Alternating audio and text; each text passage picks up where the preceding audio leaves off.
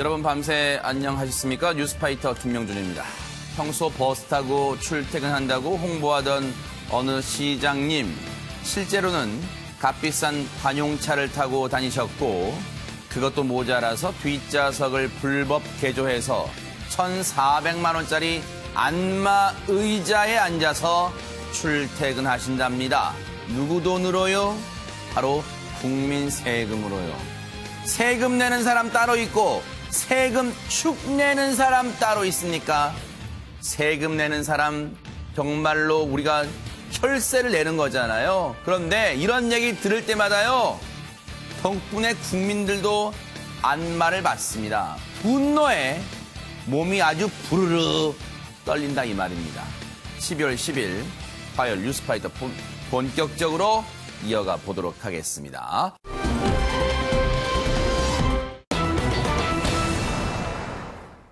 누군가 나를 몰래 지켜본다는 건 정말 생각만 해도 오싹합니다. 김기혁 아나운서. 네, 지난달 21일 부산의 한 대학병원에서 이런 일이 있었습니다. 해당 병원에서 근무를 하던 남성이 여자 간호사들이 이용을 하는 탈의실에서 나오다가 동료 여자 간호사와 마주치게 되는데요. 자, 이곳은 여자들만 출입을 하면서 옷을 갈아입는 곳이었기 때문에 이를 수상하게 여긴 간호사가 경찰에 신고를 하게 됩니다. 사건을 접수한 경찰이 출동을 해서 이 남자를 조사하기 시작했는데요. 결국 알고 보니까 이 탈의실에 불법 카메라를 설치했다는 자백을 받아내게 됩니다. 경찰이 이 자백을 확보한 상태고요. 네. 알고 보니까요. 네. 이 남성 제가 병원에서 근무를 한다고만 처음에 말씀을 드렸는데 네. 이 부산의 한 대학병원 의사였습니다. 다른 병원에서 레지던트를 마친 뒤에 올해 초 이 대학병원으로 전문의로 근무하고 있는 의사인 것으로 밝혀졌습니다. 의사가 이런 짓을 했다는 얘기잖아요.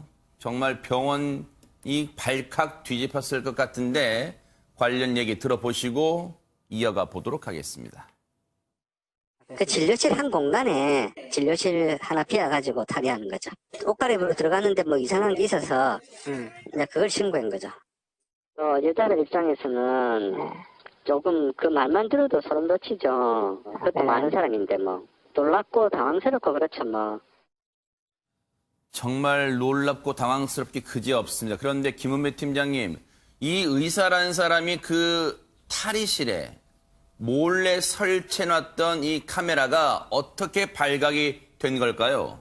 그렇습니다. 이 의사 이 전문인데요. 내과인데 간호사 탈의실은 간호사만 가게 돼 있지 않습니까? 그렇죠. 네. 간호사 세 분이서 쓰는 건데 그 간호사 탈의실에 몰래 카메라를 설치하려고 들어갔다가 나오다가 그 들어가려고 하는 간호사는 딱 걸린 거예요. 아하. 그러니까 너무 놀랐지 않습니까? 남성이 들어올 수 없는 탈의실 남성이 들어오니까 신고했던 거예요. 아하. 알다시피 아까 말씀드린 대로 경찰이 확인해 보니까 선반 위에 몰래 카메라가 있었고 카메라 방향이 그 여성 간호원들이 옷을 갈아입는 옷장을 향해 있던 거예요. 아하. 그래서 카메라를 압수를 했는데 네. 아마 그게 좀 늦게 발견했으면은 그 탈의한 걸 찍었을 텐데 다행히도 아마 현재 상태로서는 설치한 상태에서 압수됐기 때문에 네. 그걸 좀 확인해 보겠지만 아직까지는 없을 것 같고 그렇기 네. 때문에 그 이전의 범죄는 이제 경찰에서 조사를 하겠죠. 네.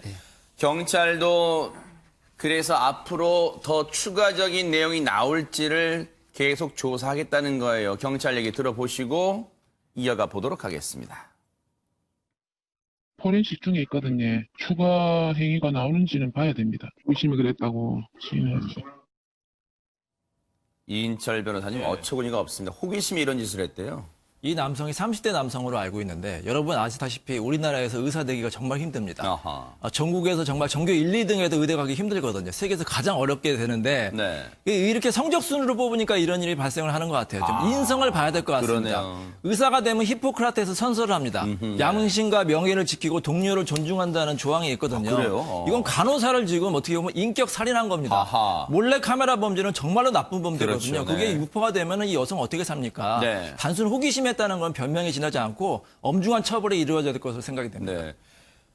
더더군다나 소름 끼치는 게요. 김윤희 프로파일러님 매일매일 마주쳤을 그 의사가 동료를 엿봤다는 거예요. 내가 아는 사람입니다. 그것도 동료죠. 그리고 공공장소도 아닙니다. 내 직장입니다. 그러니까요. 안전한 사람, 안전한 장소가 아예 없는 겁니다. 이럴 경우 불안과 우울이 더 심해집니다.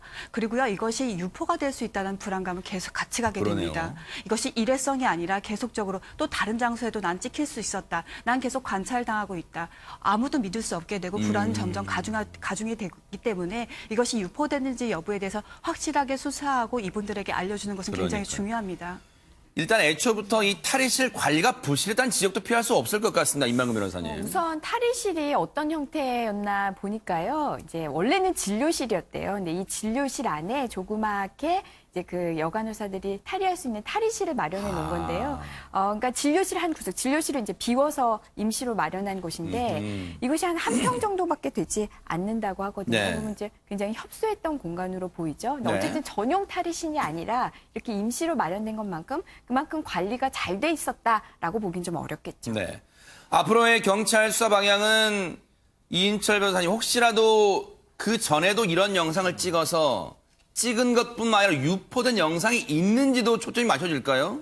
만약에 이 사람이 이게 상습범이고 유포된 게 있으면 가중처벌이 되겠죠. 근데 걱정이 되는 게 뭐냐면 성폭력 특례법 14조에 따르면 5년 이하의 징역이나 3천만 원 이하의 벌금인데 네. 대부분의 초범은 벌금형으로 나오고 있어요. 아이고. 몇 년 전에 고위공무원이 네. 사법부의 고위공무원이 지하철에서 몰래카메라 범죄 여러분 다 기억하실 건데 네네. 가볍게 그냥 처벌만 받았거든요. 아하. 그게 문제거든요. 네. 왜냐하면 이런 사람들이 상습범이 될 수가 있고 또 만에 하나 이게 인터넷에만 유포가 된다. 그럼 얼마나 큰 피해가 일어납니까? 그러니까요. 그래서 일벌 100개 차원에서도 좀 중하게 처벌해야 될 것 같고요. 네. 또 문제는 뭐냐면 이 사람이 계속 의사 일을 할 수가 있다는 거예요. 의사 자격 같은 경우에는 이런 범죄에 연루가 돼도 아니 계속 의사를 할 수가 있어요. 자격 말소가 안 되는 거예요? 변호사 같은 경우에는 징역형 이상 되면 변호사 일을 일정 기간 할 수가 없거든요. 허허. 근데 의사 같은 경우는 의료 범죄가 아닐 경우에는 계속 의사 일을 할 수 있다는 게 문제가 될 수 있거든요. 네. 그것도 한번 생각을 해봐야 될 것으로 보입니다. 이것도 어떻게 보면 법의 구멍 같다는 생각이 드는데 김기혁 아나운서 그러면 이 의사는 이런 몹짓을 저지르고 여전히 버젓이 그 해당 병원에 있어요? 어떻습니까 지금? 현재 이 남성이 자백을 한 상황이고 또 카메라 또한 경찰에서 발견한 것으로 보고 있기 때문에 해당 병원에서도 정황상 문제가 있다라고 생각을 아하. 해서 이 남자를 직위해제했다고 합니다. 네. 직위해제한다는 게 김은미 팀장이 앞서 우리 이인철 변호사님이 짚어주셨지만 너무 솜방망이에요. 직위해제만 하면 뭘 다른 병 또 간다는 거 아니에요. 그렇습니다. 병원에서는 직위를 해제한 거예요. 그러니까요. 그런데 지금 아쉽게 뭐냐면은 카메라를 발견했는데 현재까지 찍힌 건 없어요. 그렇기 때문에 그 피의자, 그 의사의 뭐 휴대폰이라든지 아니면 컴퓨터를 뒤져가지고 다른 불법 영상이 있는지 봐야 돼요. 그리고 판결이 나오면 판결이 나온 데에 대해서 처벌을 할 겁니다. 병원서도. 물론 네. 형사법으로 처벌을 받지만 네. 병원서도 만약에 판결이 확정돼가지고 을 경우에는 파면시킬 수도 있는 거죠. 네. 이와 관련해서요. 이제 의사가 만약에 성범죄를 저질렀을 경우에 아마 많은 분들이 아니 그럼 그런 의사한테 어떻게 내가 진료를 보러 그렇죠. 가느냐. 의사 자격을 뭔가 정지하거나 박탈해야 되는 거 아니야. 이런 말씀들 우려들을 아마 하실 텐데요. 우리 의료법에 보면 그러니까 의사의 품위를 심하게 손상한 경우에는 네. 이 자격을 정지할 수 있는데 이것도 1년 이내입니다. 그런데 최근에 이 통계를 내보니까요. 이 성범죄를 저지르고 자격 정지를 받은 사람은 1%가 되지 않고요. 이마저도 1개월이라고 합니다. 자격 정지가. 그러니까 이 부분에 대해서는 우리 보건복지부라든지 국회에서 이 부분에 대해서 좀 개정해야 되지 않을까 개인적으로 생각합니다. 그러니까요. 이런 범죄가 좀 언제쯤이면 우리 땅에서 정말 뿌리 뽑힐까 하는 생각도 드는 그런 사건입니다.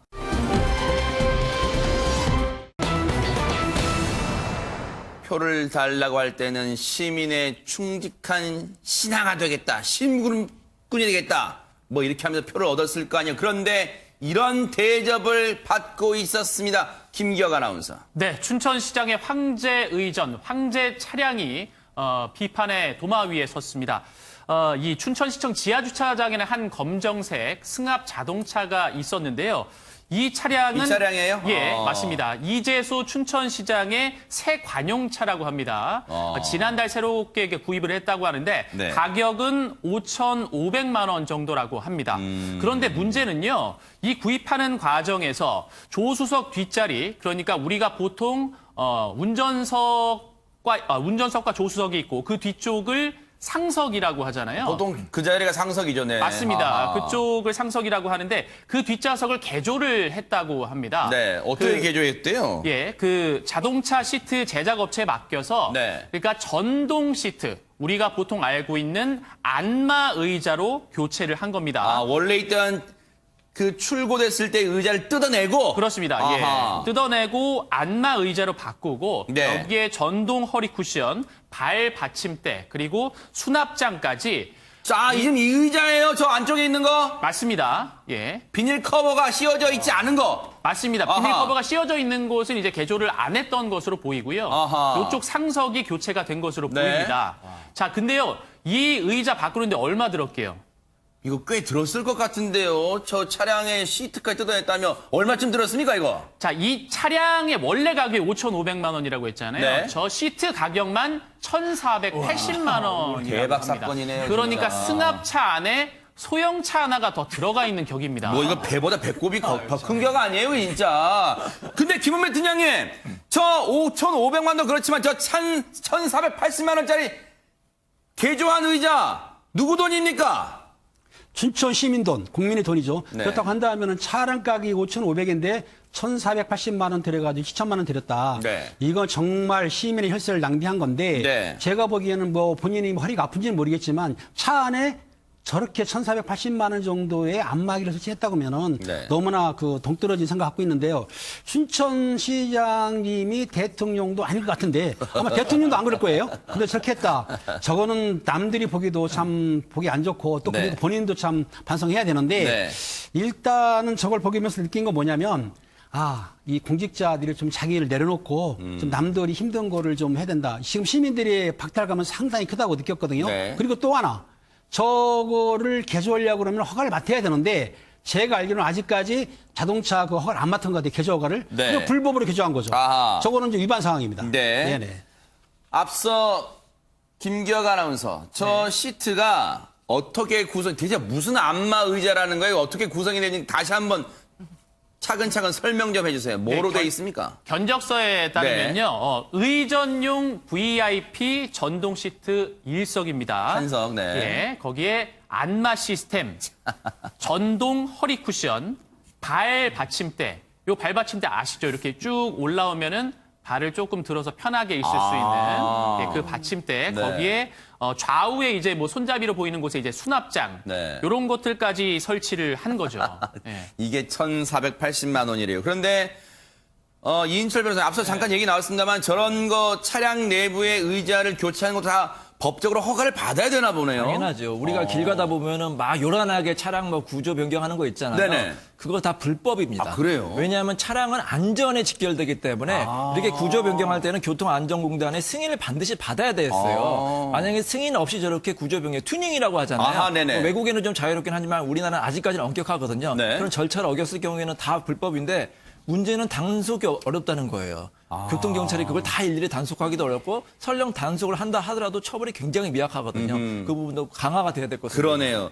그런데요, 저렇게 뭐 관용 차량은 그래 100번 양보해서 관용 차량은 필요하니까 산다고 쳐요. 그런데 그 안에 1,480만 원 들여서 안마 의자기로 교체하는 거를요.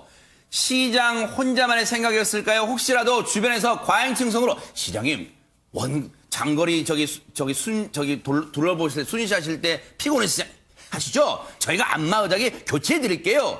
과잉충성한 사람 없었을까요? 이게 김보건 시의원이 이것이 과잉 충성인지 아니면 시장이 직접 결정한 건지 밝혀야 된다고 하거든요. 아하. 근데 저는 사실 그것이 중요하다고 생각하지 않습니다. 네.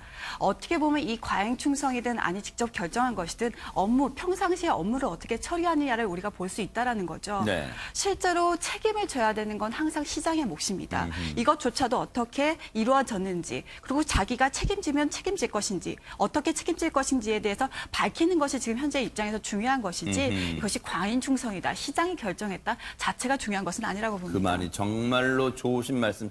제 생각 오히려 짧았어요. 그 과잉충성이 중요한 게 아니라 김윤희 프로파일러님 말씀이 정말 옳은 것 같습니다. 그런데 이번에 이런 조치를 보면서 춘천 시민분들이 더 배신감을 느끼는 이유가 있다면서요. 이제 배신감이라는 표현을 쓰셨는데요. 배신감을 이렇게 믿었는데 그 반대의 모습을 보여줄 때 우리가 보통 배신감을 네. 느낀다고 하잖아요. 이 춘천시장이 평소에 검수함을 강조했다고 합니다. 그래서 백팩을 메고 시내버스를 주로 이용했고요.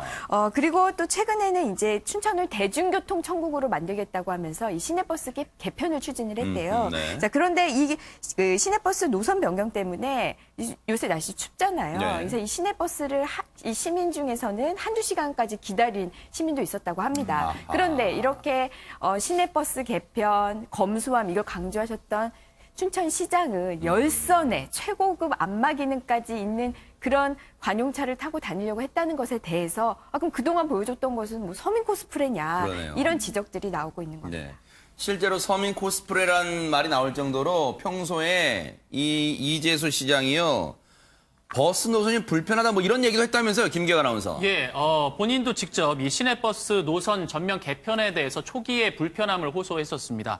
그러니까 버스를 타고 평소에 출근을 하는데 그때는 이제 평소보다 좀 늦게 출근을 하게 됐다고 하면서 네. 최근 가진 이제 기자 간담회에서 네. 평소처럼 버스를 타고 출근했는데 엉뚱한 곳에서 하차를 했다. 네. 그날은 평소 출근 시간보다 늦었다라고 말하면서 어쨌든 이제 개편 이후에 시내버스의 이용 또 노선 개편에 대해서 이제 시민 의견을 뭐 점차 수렴하겠다. 뭐 이런 이야기를 했습니다. 저게 그런 착시 효과를 주는 거잖아요. 제가요, 시민 여러분, 저 시장인 제가 대중교통을 자주 이용하는데요. 직접 타봤더니 버스 노선 이런 불편함이 있어요. 제가 그래서 고치라고 시정하라고 얘기도 했습니다. 그러면 다른 분들, 시민분들 볼 때, 야, 우리 시장이 멋지다. 관용차도 타기를 좀 거부하고 대중교통을 이용하시는구나. 우리랑 같은 눈높이구나. 그렇게 사시는구나. 했을 거 아니에요. 완전히 지금 속은 거 아니에요. 관련해서 춘천시는 대체 어떤 입장인지 들어보시고 이어가 보도록 하겠습니다. 제가 뭐 좀 뭐라고 말씀을 드릴 수가 없어서 불법이면 안 탈 거고 그것도 자신이 확인 중에 있고요. 불법이면 안 타야죠. 일단 그 차량 개조한 거는 맞다는 말씀이신 거네요? 예, 그건 맞습니다. 혹시 그럼 그거에 대해서 지금 시장님도 알고 계셨나요? 아니, 저희가 지금 바빠서 지금 통화를 할 상황이 안 되거든요. 아직은 정리된 게 없습니다. 아직 저희 쪽에서는 답변을 딱히 드릴 수 있는 게 아직은 없습니다. 재밌네요. 딱 그 문제가 생겼을 때 통화 답변의 이 포맷이 그대로 나왔습니다. 전형입니다. 전형적이 아주. 뭔지 아세요?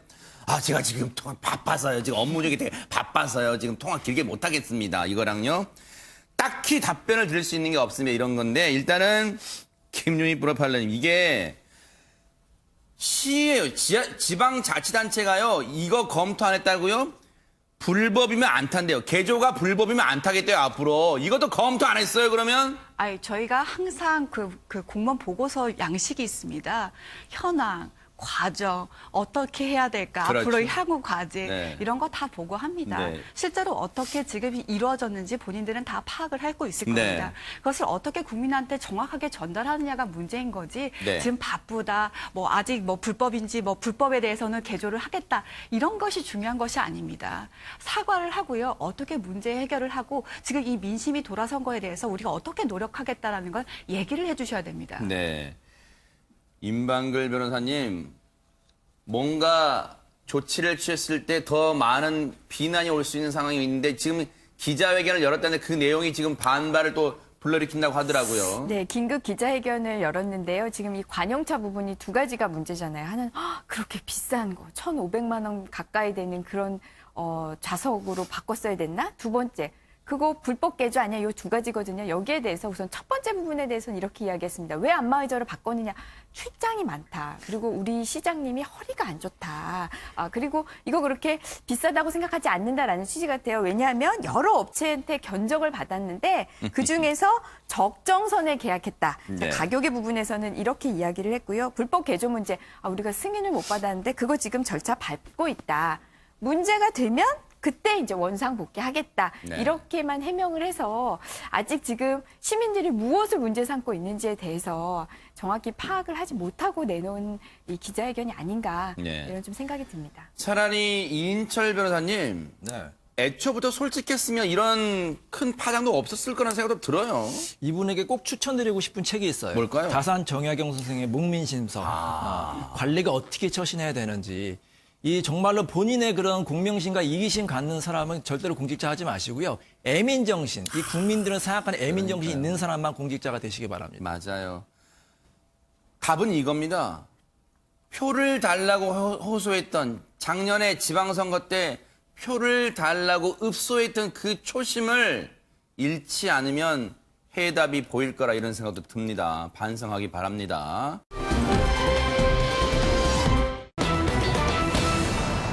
지금 김건모 씨가 상당히 곤란한 지경으로 빠져들고 있습니다. 김기혁 아나운서. 네, 가수 김건모 씨에게 성폭행을 당했다고 주장하는 여성이 나온 가운데 여성의 법률 대리인인 이 강용석 변호사가 김 씨에 대한 이 김건모 씨에 대한 고소장을 검찰에 제출을 했습니다. 네. 이 해당 방송은 이제 SNS 채널, 유튜브 채널을 통해서 12월 6일에 또 강용석 변호사, 김세희 전 MBC 기자 등이 출연을 한 가운데 네. 이 폭로 과정이 이어졌고요. 네. 이 고소장은 어제 오전 11시에 제출이 됐습니다. 네, 서울중앙지검에 고소장을 제출했는데요. 고소장을 제출하는 모습 그리고 어떤 말을 했는지 들어보시고 이어가 보도록 하겠습니다. 네, 김건모 씨는 2016년 8월경 서울 강남구 논현동에 있는 유흥주점에서 당시 종업원으로 일하고 있던 피해자를 강간했습니다. 피해자는 그동안 굉장히 고통의 시간을 지내왔는데 이번 사건에서도 피해자가 일관되게 원하는 것은 김건모 씨의 사실 인정과 사과, 솔직한 사과인데 그 점을 이미 이제 김건모 씨 측 회사에도 전달했는데 그쪽에서는 오히려 고소할 테면 해봐라라는 반응을 보여서 어쩔 수 없이 저희는 고소장을 오늘 제출하러 왔습니다. 김건모 씨에게 성폭행을 당했다고 주장하는 피해 여성을 대신해서 서울중앙지검에 강용석 변호사가 고소장을 제출하면서 했던 말입니다. 그런데 하나하나 짚어보겠습니다. 김은배 팀장님, 일단은 시점은 3년 전으로 거슬러 올라가네요. 그렇습니다. 지금 유명하신 강용석 변호사를 대리를 해가지고 서울중앙지검이 고소를 했는데 내용은 이렇습니다. 2016년 8월경, 날짜는 특정 못한 것 같아요. 여름철에 김건모 씨가 강남에 있는 유흥시점을 온 거예요. 혼자 와가지고 술 시키면서 그 여성 접대부, 호스티스라고 불러죠. 7명이 들어왔는데 제일 나중에 들어온 8번째 여자가 들어온 거예요. 그러니까 8번째 여자 호스티스를 본 다음에 나머지 7명은 나가라 그랬으면 김건모 씨하고 한 여성만 남았던 게죠. 아, 둘만 남게 된 둘만 거예요? 남았는데 이건 여성의 주장인 겁니다. 네. 그 당시에 그 웨이터 보고 다른 사람을 들어오게 하지 말아라 했어요. 그러니까 둘만 있었던 거예요. 네. 그리고 나서는 음란행위를 강요를 했다. 차마 방송이니까 구체적으로 말 못 받겠는데. 아무튼 성폭행이나 성폭력을 했는데 네. 그 단둘이 있을 때 그 행위를 당했다고 지금 피해 여성이 강하게 주장을 하는 거죠. 네. 음란 행위를 요구했고 이를 거부하자 지금은 피해 여성의 주장입니다. 다시 한번 말씀드리지만요. 김건모 씨가 욕설과 함께 그 행위를 강제했고 이후에 그 유흥점 내 방에서 이 여성을 성폭행했다는 게 이 여성의 주장입니다. 그러면 이 차근차근 짚어볼게요. 그렇다면 이 사건 앞으로 뭐 법적 공방이 치열하겠습니다만 이 사건은 공소시효 문제는 어떻게 될까요, 이인철 변호사님? 공소시효는 사실 10년이긴 해요. 그래서 고소는 받아들여질 가능성이 있습니다. 다만 유죄 입증이 쉽지는 않습니다. 아하. 많은 사람들이 궁금해하는 게 있어요. 왜 이제 와서 고소를 할까? 3년이나 지났는데 보통 성폭행을 당하면 당일날 신고하거나 아니면 당일날 경황이 없으면 그 다음날 신고하거나 이렇게 즉시 신고라는 게 일반적이거든요. 근데 3년이 지나서 신고할 경우에는 이 여성에게 불리한 점이 있습니다. 일단 증거가 많이 희석이 되고요. 또 많은 사람들이 의구심을 갖게 되고요. 예전에 아주 유사한 사건이 있었죠. 박유천 씨 사건. 유흥주점에서 이런 일이 발생했고 피해 여성도 여러 명이었어요. 근데 모두 다 고소했지만 모두 다 무혐의가 나왔습니다. 왜냐하면 증거가 없기 때문이에요. 우리나라의 강간죄가 인정이 되려면 그냥 단순히 상대방이 동의하지 않았다. 비동의 강간죄가 인정되는 게 아니라 폭행, 협박, 강압성이 있어야 되거든요. 예전의 판례는 이게 폭행, 협박을 굉장히 엄격하게 봤습니다. 최근에는 완화되긴 했지만 그래도 폭행 협박이 있어야 되는데 이 여성들이 폭행이나 협박을 당했다는 걸 입증을 못하는 거예요. 그래서 대부분 무혐의가 나왔거든요. 이 사건도 네. 아마 마찬가지로 될 가능성이 있어요. 만약에 이 여성이 어떤 확실한 증거가 있으면 당연히 유죄가 되겠지만 네. 증거를 제시하지 못하면 무혐의가 나올 가능성이 있습니다. 네. 지금 물론 아직은 조심스럽습니다만 이인철 변호사님은 이렇게 전망해 주셨는데 김기혁 아나운서 어제 강용석 변호사는 이와 관련해서 강간죄가 인정될 가능성이 크다는 취지의 얘기를 했는데 그 내용 한번 읽어주시고 이어가 볼까요? 예, 강용석 변호사가 이야기한 내용을 읊어드리도록 하겠습니다. 피해자가 유흥주점의 접대부였다고 하더라도 유흥주점에서 처음 만난 피해자가 계속 거부를 하는데도 불구하고 피해자의 의사에 반해서 강제로 성행위를 한 것은 강간죄가 성립한다. 김건모 씨는 강간 후에 피해자에게 어떠한 대가도 지불하지 않았으므로 강간죄를 인정할 수 있는 증거로 볼 수 있다라고 이야기했습니다. 네. 역시 이 내용은요. 앞서도 말씀드렸지만 그 당시 정황을 강용석 변호사는 주장하는 거지만 이인철 변호사 말씀처럼 직접적인 증거가 남아있을 가능성이 상당히 낮다. 지금 그렇게 추정이 됩니다. 하지만 강용석 변호사 측은 물증이 있는 듯한 발언도 하고 있는데 앞서도 얘기 나왔습니다만 왜 그렇다면 3년이 지난 이 시점에 이 여성은 이런 큰 결심을 하게 됐을까요? 그 얘기 한번 들어보시고 이어가 보도록 하겠습니다. 가족도 모르는 상황에서 가족은 내 속도 모르고 그 미우새 보면서 자꾸 즐거워하고 좋아하고 근데 막 날 강간할 때 입었던 그 배트맨 티셔츠를 입고 자꾸 TV에 나오잖아요. 그런 장면도 계속 보면은 괴롭고 TV 돌려도 제 방송 자꾸 나오고 너무 저한테 고문이었어요. 그 시간이. 또 솔직히 돈을 바란 적 한 번도 없어요. 단 한 번도 없어요. 진정성 있는 공개 사과랑 앞으로 방송에서 2번 다시 안 봤으면 좋겠어요. 저렇게 일단 힘든 상황 같아요. 피해 여성은 지금 상당히 정신적으로도 상당히 좀 피곤한 상황이라는 게 목소리에서 느껴집니다. 그런데 김윤희 프로파일러님, 이 여성의 그 몸서리치는 기억을 떠올리게 한 게 혹시 지금 이 여성의 인터뷰에서 나옵니다만 김건모 씨가 나오는 예능 프로그램도 프로그램입니다만 김건모 씨가 당시 입었던 자신에게 그 소름 끼치는 짓을 할 때 입었던 그 옷과 방송에서 나오는 그 옷이 같다는 점 혹시 그게 기억을 떠올리게 했을까요? 여성의 말로 판단한다면 그럴 가능성이 굉장히 높습니다. 왜냐하면 아마 이 여성의 말대로 성폭행을 당하고 있었을 당시 그 사람이 가장 뚜렷하게 보게 되는 것이 어떤 상징성을 가진 물건이게 됩니다. 그랬을 때 배트맨은 우리가 상징성을 갖고 있게 되죠. 히어로라는 상징성을 갖고 있게 됩니다. 그것이 자기에게 각인이 됐었을 텐데 예능 프로그램에서 그것을 입고 웃고 있는 모습을 봤을 때는 본인에게 굉장히 큰 상처가 될 수 있고 이 부분에 대해서 더 분노할 수 있게 되는 거죠. 저 내용에는 나오지 않았습니다만 저 여성이 쭉 그간의 상황을 얘기할 때요.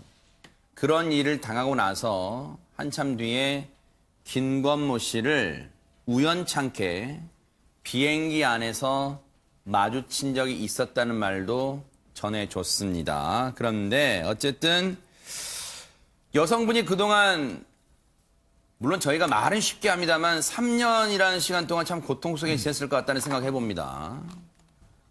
그렇죠. 이 여성 같은 경우에 지금 여성의 주장이 사실이라는 전제하에 그렇죠. 사실은 말씀을 전제. 드리면 네.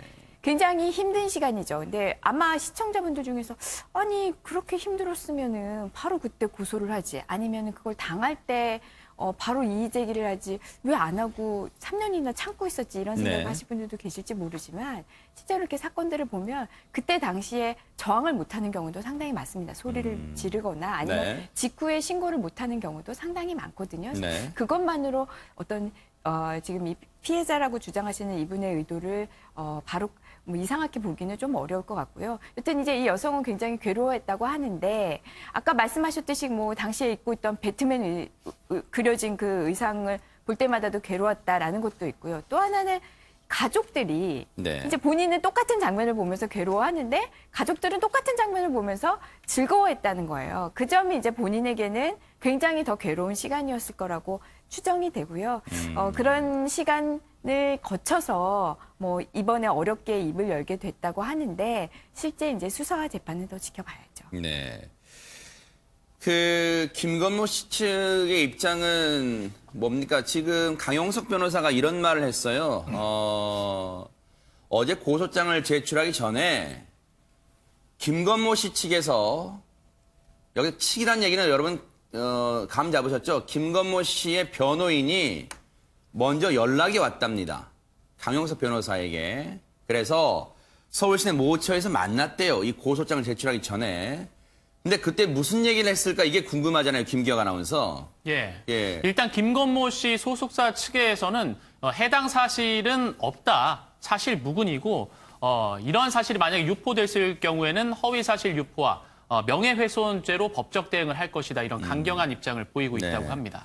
이제 소속사 관계자는 그런 얘기를 했고요. 소속사 관계자는 김건모 씨 변호인은 이제 서울 모처에서 만났다 그랬잖아요. 강용석 변호사가 전하는 얘기예요. 뭐냐면 고소를 좀 하지 않는 게 좋을 것 같아요. 이런 취지의 얘기를 했다는 거예요. 이제 강용석 변호사는 어제 고소장 제출하면서 기자들 앞에서 고소를 취할 이유를 찾지 못했다는 거예요. 그 김건모 씨 측 얘기 중에는요. 그래서 고소를 예정대로 진행하기로 결심을 했다. 이렇게 밝히기도 했습니다. 그래서 김건모 씨 측의 변호인과 만나서 이 문제에 대해서 사전에 일단은 여러 얘기 일단 뭐 몇 마디 주고받은 것 같아요. 하지만 입장을 돌이키기에는 역부족했다는 게 강용석 변호사 즉 피해 여성 측의 입장입니다. 그런데 오늘이 주목되는 이유가 있습니다. 김기혁 아나운서 추가 피해를 당한 여성이 또 있다는 얘기가 지금 나오고 있어요. 예, 맞습니다. 네. 해당 여성 말고도 또 다른 피해자를 이제 피해를 주장하는 여성들이 또 나오면서 네. 사실 이 박유천 사건에서도 마찬가지로 첫 번째 여성이 나오고 나서 추가적으로 또 피해를 주장하는 분들이 나왔었는데 강용석 변호사가 그래서 오늘 추가 폭로할 것이다. 일단 예고만 했어요. 예. 네. 근데 실제로 이제 고소장을 이제 제출을 할지는 이제 뭐 지켜봐야 될 상황인 것 같습니다. 네. 예. 일단은 강용석 변호사에게 계속 추가로 피해를 당했던 여성도 연락을 해오고 있는 상황인 것으로 일단 추정은 됩니다만 앞서 김기혁 아나운서 얘기처럼 아직까지 구체적인 행동은 전해진 게 없습니다. 김은배 팀장님, 김건모 씨 결혼 소식이 터져 나왔을 때도 이 강용석 씨가 진행하는 가로세로 연구소 이 유튜브가 결혼이 연기된 것에도 뭔가 배경이 있지 않을까 의구심을 좀 나타냈었어요. 그렇습니다. 2달 전에 이제 내년 1월 달에 결혼식을 한다고 이렇게 언론에 홍보가 됐었어요. 그런데 갑자기 바뀌었습니다. 무슨 말이냐면 5월 달에 하겠다고 그랬어요. 네. 그런데 이제 김건모 측에서는 5월 19일이 이제 아버님 기일이기 때문에 연기했다고 하는데 이제 강용석 변호사 측에서는 뭐 다른 사건 때문에 그런 거 아니냐라고 의혹을 제기했는데 지금 어차피 이 동전은 던져졌습니다. 무슨 말이냐면 12월 6일 날 유튜브에서 언론 홍보를 했어요. 강용석 변호사 측에서. 그 12월 9일 날 고소를 했습니다. 그러면 언론에 유튜브에 했을 때에는 명예훼손만 해당되지만 일단은 수사기관에 고소장을 제출했다고 한다면 이 사건이 무고죄 대상될 수 있어요. 만약에 피해 여성의 말이 거짓이라고 한다면은 뭐 사실이라고는 아무 상관없기 때문에 그렇기 때문에 아마 고소한 뒤에 취하하더라도 처벌할 수 있기 때문에 네. 아마 그 김건모 측에서도 엄청난 그리고 발빠른 대응도 해야 되고 증거 위주로 이제 싸움이 붙은 거죠. 네. 참 공교롭게도요. 12월 6일 날 금요일 날 이제 가로세로 연구소 측에서 이 폭로가 나왔고 그 다음 날이 참 공교롭습니다. 김건모 씨의 데뷔 25주년 콘서트가 있었고 이건 강행이 됐어요. 그리고 그 다음 날 8일 날 일요일이었죠? 일요일에는 김건모 씨가 현재 출연 중인 예능 프로그램에 방영 예정 날이었어요. 근데 김윤희 프로파일러님 그날 오전에는 뭐 이게 방송이 예정대로 되냐, 편집돼서 되냐, 뭐 여러 가지 얘기가 있었는데 그냥 방송이 됐습니다. 네, 그런데다 그 방송이 뭐였냐면 그 장미꽃 삼천송이로 프로포즈하는 장면이었습니다. 뭐 SBS 측에서는 섣불리 가해자로 김건모 씨를 판단하는 것이 아니라고 생각하기 때문에 방송을 내보냈다고 하지만요. 어쨌든 삼천송이 꽃으로 장미에 프로포즈하는 장면을 시청자들이 봤을 때는 일부 누리꾼들 같은 경우는 불쾌했었다. 이 장면은 내보내는 건 좀 섣부르지 않았나라는 얘기도 나오긴 했습니다. 네. 임방글 변호사님, 이게 이 주장의 공방의 핵심이 지금 김건모 씨 측은 아예 그런 일이 없었다는 거에 거기를 간 적이 없었다 지금 이렇게 얘기하는 걸까요? 글쎄요, 이제 이게 사실무근이라고만 나와서 네. 정확히 어떻게 지금 변명을 하고 있는 건지는 모르겠는데요. 지금 이 피해 여성이 주장하는 거는 이제 그 장소에서, 그 주점에서 음란 행위를 본인에게 요구했고, 그 다음에 그 이후에는 이제 성폭행으로 이어졌다, 이 주장이잖아요. 여기에 대해서 나는 그런 적이 없다라고 이야기를 하는 거는 두 가지가 있죠. 하나는 아예 그런 일이 없었다. 그러니까 뭐 음란 행위며 아니면은 그런 성관계며 이거 자체가 없었다는 거랑, 또 하나는 그런 건 있었는데 내가 그거를 강요로 한 건 아니다. 합의로 한 거다. 이제 이 두 가지로 이제 나눌 수가 있잖아요. 근데 만약에 이게 전자라면, 지금 사실무근이라고만 나와서요. 만약에 전자라면 이 여성 측에서는 오히려 대응하기, 공격하기가 더 쉽거든요. 그런 관계가 있었다는 것만 보이면은 네. 나머지 것까지 어찌 보면은 어느 정도 그 판단하는 사람으로 하여금 저쪽은 아예 그런 관계도 없었는데 그런 관계가 있었잖아. 그럼 이거는 합의라고 보기 어려운 관계일 수도 있겠다라는 어떤 그런 걸 심어주는데 네. 지금 이 강용석 변호사 쪽에서는 우리는 뭐 증거가 있다라고만 이야기합니다. 그게 뭔지는 정확히 이야기하고 있지 않지만 객관적인 증거라고 이야기해서 사실 명확하게 입증할 만한 건 그 모습을 찍은 CCTV 외에는 없는데 그거는 이제 없는 게 확실한 것 같고요. 그렇다고 한다면은 제 추정컨대 뭐 그 사건이 있은 직후에 이 피해 여성이 뭐 병원을 찾았다거나 아니면 자기의 친한 지인에게 이 사실을 털어놓은 거죠. 그 직후에. 야, 이런 일이 있었어. 너무 힘들어. 뭐 이런 문자 메시지가 있거나. 그게 상당한 간접 증거가 될 수 있어요? 그렇죠. 그러면은 당시에 그 사람이 괜히 지어내는 게 아니라면, 그러면은 그런 부분이 가장 저는 개인적으로는 유력하지 않을까 싶고요. 그런데 아직까지 지금 어떻게 이야기하고 있는지를 몰라서, 만약에 근데 제가 말씀드린 대로 아예 그런 관계조차 없었다라고 한다면은 고소인 측에서는 오히려 더 공격하기가 쉽다. 이런 말씀을 드리고 싶습니다. 어쨌든 뉴스파이터는 진위에 대해서 섣불리 판단하지는 않겠습니다. 다만 김건모 씨 입장에서는 지금 최근에 연인과의 결혼 발표 이후에 이런 일이 터져서 상당히 곤혹스러울 것 같습니다.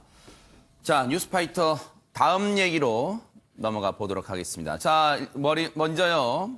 자, 독도 소방헬기 순직 소방대원 연결식이 지금 거행이 되고 있습니다. 대구 계명대 성서 캠퍼스인데요.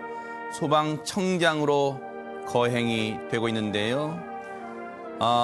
사실 실종자 분들이요. 아직 두 분이 찾지 못했습니다. 그런데 실종자 가족의 제안에 따라서 오늘이 10일이잖아요. 그제 오후에 수색을 종료했습니다. 그래서 김종필 기장과 배혁 구조대원은 아직 가족의 품에 돌아오지 못한 상태인데도 이 실종자 가족분들이 제안을 해 주셔서 실종을 수색 작업을 멈추고 오늘 이렇게 연결식을 소방청장으로 진행을 합니다. 물론 일반인도 저기 계셨어요. 네 분은 수습이 돼서 가족으로 품에 돌아왔지만 앞서 말씀드린 김종필 기장과 배역 구조대원 그리고 시민분 한 분을 포함한 세 분은 끝내 찾지 못했습니다. 오늘 이렇게 정말 가슴 아프게 많은 분들이 마지막 가는 길을 배웅을 하고 있습니다. 정부는요, 이들 5명의 대원, 시신이 수습된 이종후 부기장, 서정용 검사관, 박단비 구급대원, 그리고 앞서 실종 상태, 지금 문재인 대통령도 함께 슬픔을 나누고 있습니다. 유족들을 위로하고 있고요. 실종 상태인 김종필 기장, 배역 구조대원, 이렇게 5명에 대해서는 1계급 특진과 함께 훈장을 추서하고요. 이종후 부기장, 서정용 검사관, 박단비 구급대원은 연결식 후에요. 국립대전현충원에 안장될 예정입니다. 뉴스파이터도 삼가 고인의 명복을 빌겠습니다. 너무너무 가슴 아프네요. 앞으로는 다시는 대한민국 땅에 이런 안전사고가 없기를 정말로 기도하면서 순직 소방관들의 영면을 기원하겠습니다. 자, 이 연결식 소식은요, MBN 종합뉴스에서 더 자세히 전해드리도록 하겠습니다. 너무 가슴이 아프네요.